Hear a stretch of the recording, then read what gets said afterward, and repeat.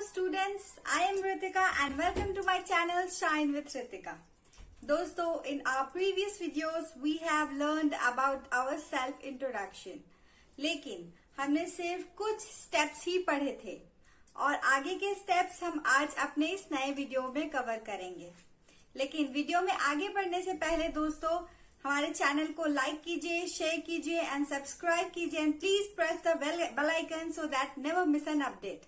दोस्तों, video start करने से पहले हमें ये जानना जरूरी है कि इंग्लिश बोलने के लिए हमें किन किन बातों का ध्यान रखना है और आने वाली क्लासेस में हम क्या क्या पढ़ने वाले हैं.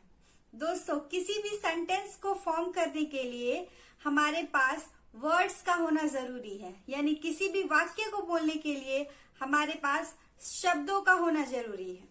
इंग्लिश हमारे लिए बहुत अननोन या अनजान नहीं है दोस्तों, क्योंकि हम अपने पर्सनल लाइफ में बहुत सारे वर्ड्स ऑलरेडी इंग्लिश में ही यूज करते हैं. फॉर एग्जाम्पल, हमारा स्कूल, अस्पताल, hospital, train, bus, all are English words. But अभी भी बहुत सारे ऐसे वर्ड्स हैं जिसे हमें सीखने हैं. इसलिए दोस्तों, in every video we will learn 10 words of word meaning of English. Okay, why 10 words only?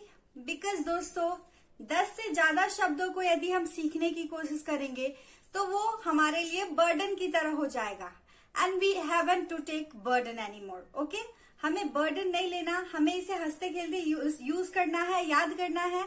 आप जितना इसे सेंटेंस में यूज करोगे ये आपके दिमाग में उतना ही ज्यादा बैठेगा. Next thing is you have to talk with someone. आपको किसी से बातें करना होगा. शुरू में हो सकता है कि वो गलत हो, क्योंकि we are not perfect, we are just learning, we are learning period, we are in learning period, that's why. लेकिन दोस्तों, क्या होगा अगर हमारे साथ कोई भी बातें करने वाला ना हो? तो दोस्तों, the best way to give time on front of your mirror, अपने आईने के सामने आप समय दे.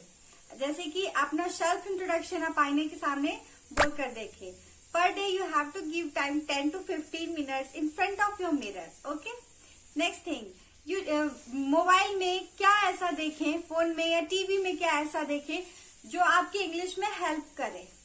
तो उसके लिए दोस्तों you haven't watch Hollywood movie at all. Okay, Hollywood movie have lots of the words but it is quite difficult for you. आपके लिए थोड़ा डिफिकल्ट होगा, इसी वजह से आपको हॉलीवुड मूवी नहीं देखनी. I am suggesting you a channel which name is Fairy Tales. Fairy Tales जो चैनल है वो आपको इंग्लिश को और ज्यादा बिल्ड करने में हेल्प करेगी. एक्चुअली फेरी टेल्स चैनल ये बच्चों पे के लिए ये बना हुआ है. ये कार्टून चैनल है जिसमें नीचे सब टाइटल्स के साथ स्टोरी, कहानी दिखाया जाता है जो 10 मिनट्स के अराउंड होता है. तो ये आपके बच्चों को भी हेल्प करेगा. और जो स्टोरी के सब टाइटल्स को आप देखोगे तो सिचुएशन को देख के सब टाइटल से कई सारे आप वर्ड्स नए नए सीखोगे. Okay, and the most important thing that you have to listen carefully, you have to hear carefully. आपको कान खोल के सुनने होंगे. ओके, तो चलिए दोस्तों, वीडियो में आगे बढ़ते हैं हम और सीखते हैं अपना सेल्फ इंट्रोडक्शन. आज हम वीडियो 2 पार्ट में बनाएंगे, जिसमें फर्स्ट वीडियो में आपका इनफॉर्मल लेटर जो हम कर रहे थे पहले वो कंप्लीट होगा एंड उसके बाद फॉर्मल यानी इंटरव्यू वगैरह के लिए जो इंट्रोडक्शन हम करते हैं वो हो.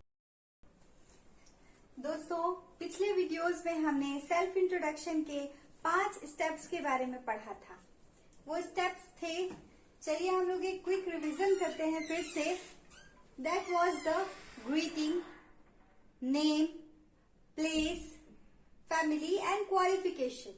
ओके, तो आज के वीडियोस में हम उससे आगे पढ़ेंगे. लेकिन उससे पहले हमें ये पता होना चाहिए कि हमने जो इंट्रोडक्शन पढ़ा था वो अनौपचारिक यानी कि इनफॉर्मल इंट्रोडक्शन था. इस वीडियोस में यानी कि आज हम इनफॉर्मल के बाद फॉर्मल इंट्रोडक्शन भी पढ़ेंगे. चलिए हम इसे कंप्लीट करते हैं. सबसे पहले ग्रीटिंग से स्टार्ट करते हैं. Good morning sir, madam. Thank you for giving me this opportunity to introduce myself. My name is Ritika. I am from Ranchi. As far as my family background is concerned, I have one brother. If you have 2 brothers, then you have to use 2 brothers.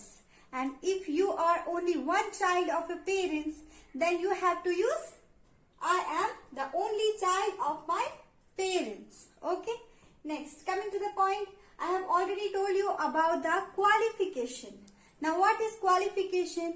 Qualification is all about your studies, कि आपने क्या क्या पढ़ाई की है या आप अभी क्या पढ़ाई कर रहे हो. Qualification में, as I have told you, I am in class 6 or I am in 6th standard. I am doing matriculation, intermediate और graduation. आप क्या कर रहे हैं? मैट्रिक कर रहे हैं, इंटर कर रहे हैं या ग्रेजुएशन कर रहे हैं. फॉर एग्जाम्पल, यदि आप कुछ कंप्लीट कर चुके हो तो उसे आप बोलोगे आई हैव कंप्लीटेड माई क्या, इंटरमीडिएट या फिर ग्रेजुएशन या पीजी या what ever you have done. Okay. यदि आप कुछ अभी कर रहे हो तो उसे बोलोगे आई am pursuing graduation, I am pursuing PG. Got it? समझ में आया? यदि आप कुछ कर चुके हो तो यू हैव टू से आई हैव कंप्लीटेड. यदि आप कुछ कर रहे हो तो you have to use I am pursuing. Okay. Pursuing means कर रहा हूं या कर रही हूं. Okay. Now coming to the next point, you have to tell about your hobby. दोस्तों, हॉबी क्या होती है? हॉबी मीन्स वो काम जिसे आप अपने फ्री वक्त में, फ्री टाइम में करते हैं. आपको क्या करना अच्छा लगता है उसे हम इंग्लिश में हॉबी कहते हैं. हॉबी के बारे में जानते हैं कि हॉबी को हम कैसे लिख सकते हैं. दोस्तों, इसे लिखने के लिए आपको इसके बाद my hobby is reading book, like यानी हॉबी के बाद अगर आप कोई वर्ब यानी कि काम यूज कर रहे हो, रीडिंग पढ़ना, लिखना, सोना, स्लीपिंग जागना, तो आप उसके बाद ING का यूज करोगे. My hobby is reading books, my hobby is watching TV. दोस्तों, कुछ वर्ब्स, अभी आपको वर्ब्स के बारे में मे भी बहुत ज्यादा पता ना हो.